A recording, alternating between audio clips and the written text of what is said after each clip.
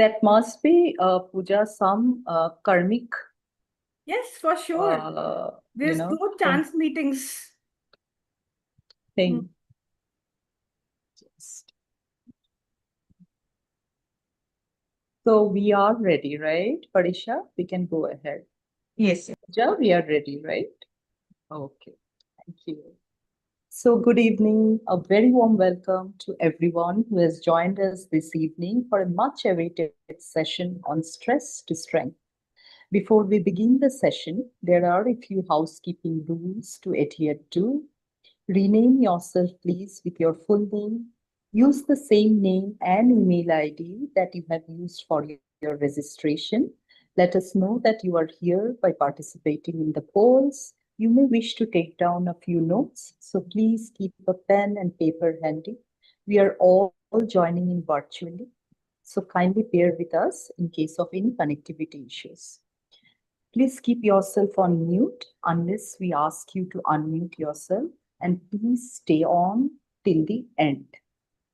And for this session, I'd request all of you if you can put on your earplug, because that will give you a very immersive experience of what Pooja has to share with us. Now, please allow me to give a brief introduction to today's speaker. Lieutenant Colonel Pooja Gupta is a decorated Indian Army veteran with over 2 decades of experience, service, embodying resilience, leadership, and grace under pressure. After 21 years in uniform, she transitioned from leading on the battlefield to guiding inner healing as a globally certified transpersonal hypnotherapist. Her work today focuses on helping individuals release trauma, overcome fears, and rediscover purpose through advanced hypnotherapy and healing practices. Known for her rare ability to connect deeply with both adults and children, her sessions are grounding, liberating, and transformative. From soldier to healer, Lieutenant Colonel Pooja's journey reflects her unwavering motto, service before self. She continues to inspire lives by empowering people to heal within and step into strength, clarity, and balance. Before we start with the session, I'd request my teammate Farisha to launch poll 1, please.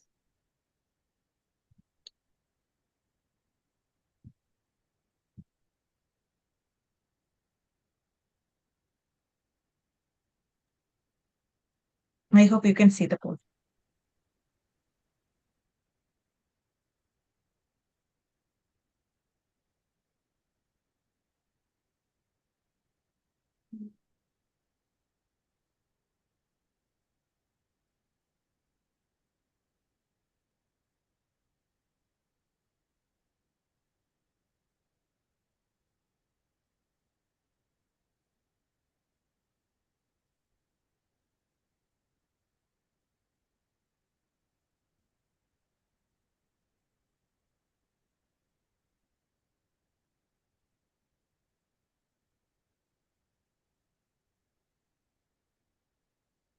Thank you so much for participating in the polls. Over to you, Pooja. And thank you once again for joining us today. Good evening, everyone. I'm so glad to be here with you today. A little about me, as Dohel has already told, but still. So I'm Colonel Pooja. I come with an experience of around 30 years in diverse fields. I have been a teacher, a mentor, an event manager, and an army officer, all contributing to me now being a healer. From always being a leader to being soft and now understanding emotions, I have gone through it all. So you can understand the journey. And now talking about my current occupation, I am an internationally certified hypnotherapist with my specialty being past life regression. I am trained and certified from International Association of Counselors and Therapists, US, National Guild of Hypnotists, US, international practitioner of holistic medicine UK, alliance trainer of the Michael Newton Institute US. I'm also qualified in mental and emotional fitness, positive intelligence quotient. Most of the aspects of human behavior I practice. So I conduct one-on-one sessions and group sessions for individuals, public and private agencies. So coming down to today's session, stress to strength. I have worked with people across industries, generations, and one thing that I've learned is stress and emotions are something we all carry more often than we admit. So this session is designed to help you understand stress and emotion a little differently, to break some myths that may be keeping you back, keeping you stuck, and most importantly, to experience a guided release where you can feel like it's what it is like to let go of stress and activate your inner strength. So if I ask you a question, I'll make it a little interactive. How many of you feel stress is part of your daily life? You can type why. How many of you feel stress is part of your daily life? Radhika M, Rika Roy, Farishta, Swaral Patil. Okay. And now let me ask you this. On a scale of 1 to 10, where 10 is the heaviest stress and 1 is total calm, where would you place yourself right now?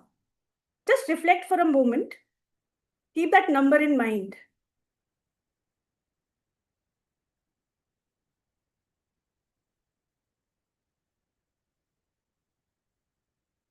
Seven, 8.5. 6 is the least only. Okay, 3. Aarti Gupta. Good to see that. Ashwini Chawla, 3 to 4.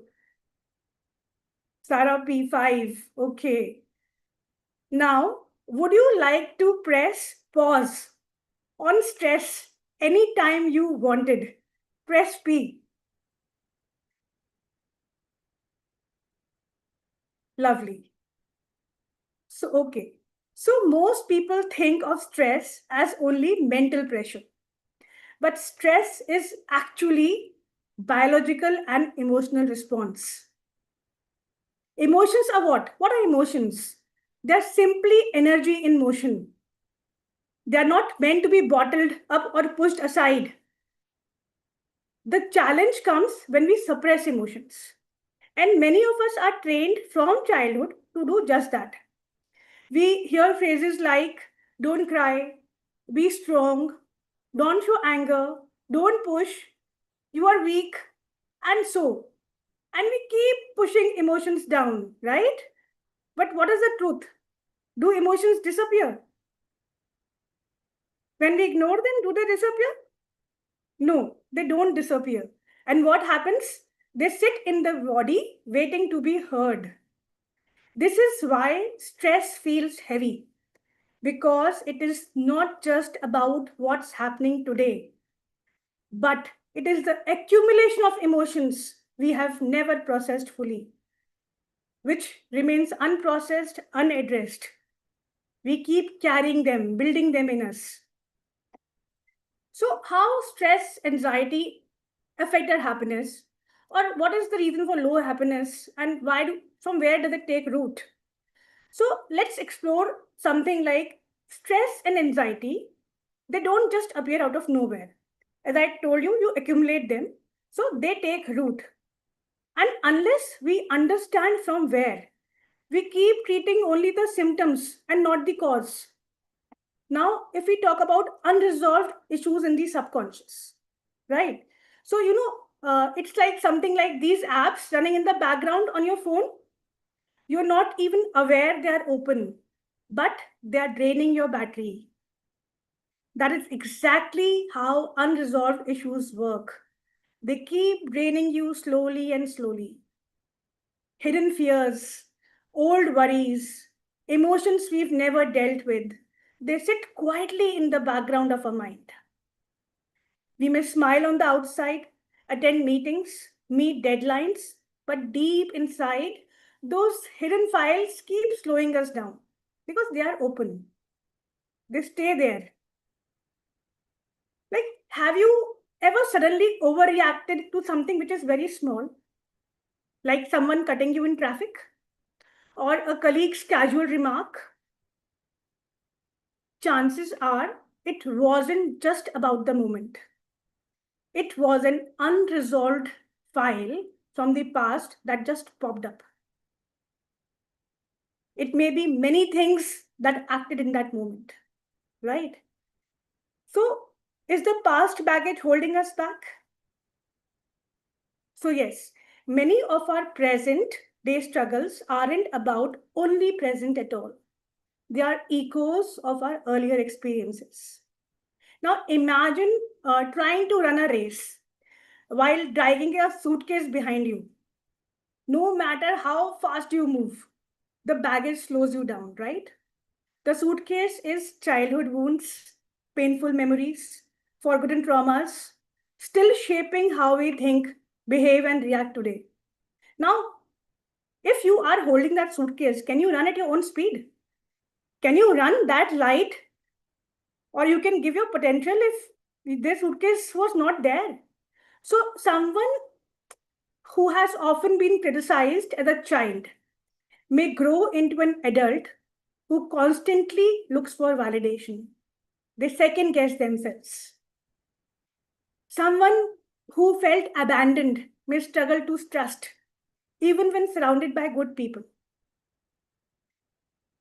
Until we open that suitcase, sort through it, and take out what doesn't belong to us, stress and anxiety remain our companions. With me? Able to relate? So, conflicts within ourselves, right? Now, what happens? Inside us, there are voices. One says, stay strong, push through. Another whispers, I just don't want to do anything. I just want to curl up and hide. Now, it's like having two apps on your computer, giving opposite instructions, right? Now, one telling you to restart and another telling you to shut down. I think most of the women who want to restart working will have this thing, right? Should I start? Should I not start? And their mind is always in a conflict. What is the result when there are two apps giving opposite instructions? The system will hang. This is inner tug of war. And this inner tug of war drains us. It blocks performance. It makes us anxious. And sometimes it leaves us as feeling disconnected from ourselves. Now, how many times have you said, my mind says yes, but my heart says no? Multiple times? So that's the conflict I am talking about. That is where you need clarity of thought, right? So the impact of childhood wounds. Our early experiences shape the blueprint of how safe, loved, and confident we feel. Now, if a child felt neglected, the child who has become an adult, may struggle to believe they are worthy of love and attention. If a child grew up in an unsafe environment, the adult may always be on the high alert, something like driving with one foot on the brake, even when the road is clear, always alert, kuch ho na jaye. So these wounds show up as fear of rejection, struggles in relationships, or shutting down emotions altogether. And stress builds because the past is quietly replaying itself in the present. Now, what's the tricky part? The tricky part is that one size fits all doesn't work. Now, we often look for quick fixes, right? One motivational quote, one breathing exercise, a 2-minute stress tip. But one size all doesn't fit. It doesn't work. Something will work on someone, something will not work on someone. Because stress is very personal. For one person, deadlines are stressful. And for another, a silence in a relationship may be more stressful than 10 missed deadlines. Right? They want interaction. So the real relief doesn't come. But there are few things like I'm an expert at it. So the activity I'll be doing will be one size fits all. But when we go more individual, we dive deep within. There are things that are very, very personal to all of us. There are things that are slowly and slowly stopping us, delaying us, and making us very slow, right? So the relief doesn't come from one single tip.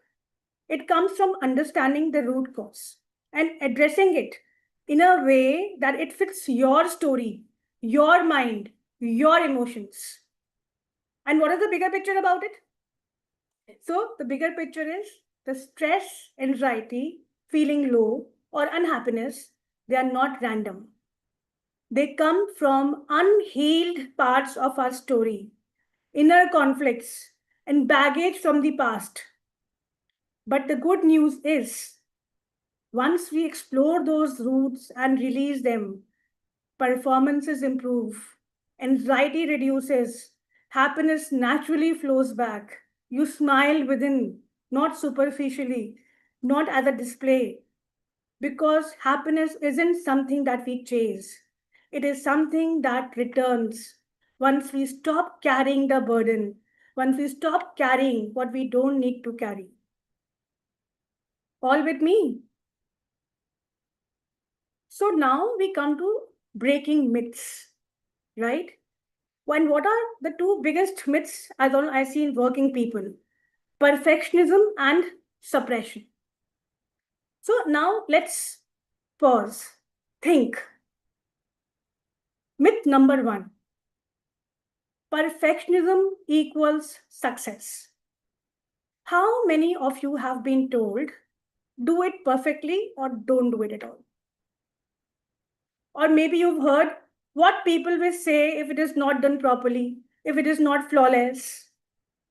So we grow up with this belief that being perfect will bring us peace and success. But in reality, perfectionism doesn't bring peace. It brings anxiety, overthinking, and self-doubt. You are continuously doubting your own performance, trying to do better every moment. Maybe it will become more better, and we keep working unsatisfied till the last moment, getting completely drained. Now think about this. A student spent hours rewriting their notes just to make them look perfect, right? And what will happen? He ends up too drained to actually prepare for the exam. What's the point of that perfectionism, right? Or someone spends day polishing a PowerPoint slide but misses on the actual message. So it's very important that we understand that being perfect is always not the best solution. So that's the trap of perfectionism. Real success doesn't come from being perfect. It comes from progress, creativity, consistency. True strength lies in being real, not flawless. We are humans. We will have flaws. We will falter. You have to accept yourself in that. Now, the myth number two. Suppressing emotions makes us stronger. How many times you have heard, don't cry, be strong. Or just forget about it, move on. ये तो होता रहता है. Right? So we are taught that if we push our feelings down, they will disappear. But that's not strength. That's pressure building inside. Now imagine shaking a soda bottle, right? We shake a soda bottle. You can hold it tightly for a while. But the moment you open it, what will happen? It will explode, right? If you open it with a jerk and not gently, it will explode and go everywhere. That's exactly what happens when we bottle up emotions. One day you explode in much more uglier way than you have thought, right? So suppressed anger turns into irritation and broken relationships. Unexpressed grief shows up as headaches or fatigue. Ignored anxiety often leads to panic attacks or sleepless nights. Because the truth is, what the mind hides, the body reveals. Isn't it? Body keeps the score. So if perfectionism and suppression does not work, what does? So look at how stress shows up in our body. Tight shoulders after a long day, a knot in your stomach before a big meeting, something is happening in the stomach, or feeling tired even after 8-9 hours of sleep. So these are not random. These are your body's way of saying something inside you needs attention. Right? So what is the real solution? Not perfection, not suppression, but acceptance, expression, and release.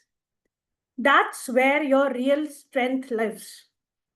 And that brings us to the mind-body connection. What if I tell you that your lower back hurts when you have financial worries? Surprised, right? Your lower back hurts when you have financial worries. Your lower legs hurt maybe because of fear of future. Gastritis would be because of undigested ideas, because of uncertainty, fear of something. Headaches could be self-criticism. How many of you can relate to these things? That whenever in you such a situation, you have these things coming up. It is very vast, very, very vast. Like many more emotions occupy the various parts and organs of our body. If you heal and let go that negative emotion, you will be lighter, happier, and more focused with a lot of clarity. This happens because the subconscious mind stores unresolved stress in the body. You'll be surprised that research shows that 90 to 95% of our daily responses and behaviors are driven not by conscious thinking, but by the subconscious. As I again told you before, I'm again saying, your mind is like a smartphone. Too many apps open and the system slows down. Stress release is like clearing the background apps. And what's the good news? Just as the body stores stress, it can also release it. You can close the unwanted tabs and windows from your device, that is your body. So if you see, there are 3 layers broadly. The emotional layer that gives us distress, the mental layer that gives us disorder, and the physical layer that gives us disease. Now take care of the first 2. Third will be resolved. Your body and your disease is the most superficial when it shows up things. You can easily resolve them. Doctors may not like it, but that's the truth. So stress release is not a skill. Stress release is a skill. It's not a one-time event. Because till the time you are living, you will keep on accumulating stress, right? There will be situations when you feel stressed. It's not that you cleared stress once, it's gone forever. Stress is something, when you are living life, it will appear again and again, isn't it?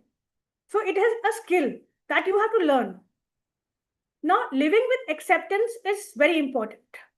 Being truthful to yourself is very important. And being vulnerable to yourself is very important. Now, when I say being vulnerable to yourself, you may feel, should I go and tell everybody now? No, I'm not saying that go and tell everything to everybody. But I'm saying be vulnerable to yourself. Be truthful to yourself. Don't hide. Don't be in disagreement or non-acceptance of what you feel, at least you should be aware who you are. We judge everyone unknowingly, knowingly, and without knowing their journey. And more than that, like we judge themselves, right? We judge them that how are they, क्या करते हैं, क्या नहीं करते हैं. But more than that, we judge ourselves, knowing everything very well. We know everything about ourselves, still we judge ourselves. Stop judging yourself. Live with smiles, not regrets. The small tips that I'll give you, like 1 minute activity or something, but I'll give you at the end. If I forget, somebody can please remind me, right? So right now, I want you to take like on a journey to experience how stress can be released and how your inner strength can be activated. You will understand how you feel light when you drop your baggage. So this is a visual imaginary where you can release your burdens and feel light and joyful. Something like an instant stress release. It is also nice to understand that what all things are giving you stress and are important to release. Identifying them is very important. I also call it a rock release, where responsibilities, obligations, and burdens can be written off in a manner to de-stress, right? So we will start the activity